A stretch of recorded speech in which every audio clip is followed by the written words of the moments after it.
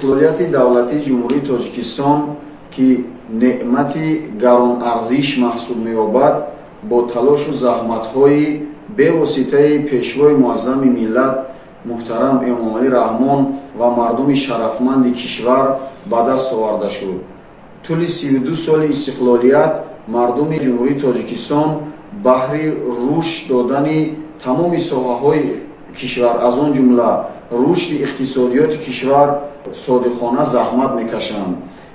یعنی دولت و حکومت جمهوری تاجیکستان از اول استقلالیت به دست آوردن برنامه‌ها و استراتژی‌های دولتی در سمت رشد اقتصادیات قبول نمودند که یکی از این استراتژی ملی رشد جمهوری تاجیکستان میباشد که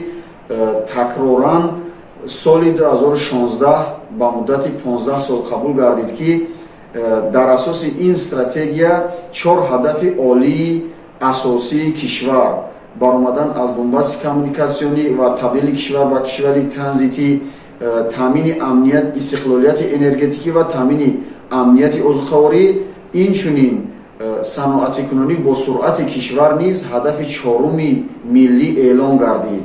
در این ردیف پیشوای معظم ملت سالهای 2022 و سالهای 2026 را 5 ساله رشد صنعت ملی اعلان نمودند. باید ذکر کرد که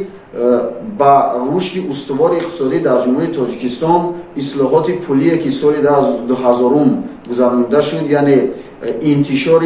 پول ملی سامانی زمینه گذاشت و سال از سال اقتصادیات کشور